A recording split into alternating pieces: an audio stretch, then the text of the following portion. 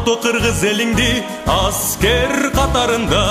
сен аткарган милдетиңди жокер жокер намысыңды бек карма антын ыйык тутуп алга карай умтулуп намыс жансын жүрөгүңөн эл үчүн тике туруп антын ыйык тутуп алга карай умтулуп намыс жансын жүрөгүңөн эл үчүн тике туруп тынчтык жашасын кереметтүү мекенимде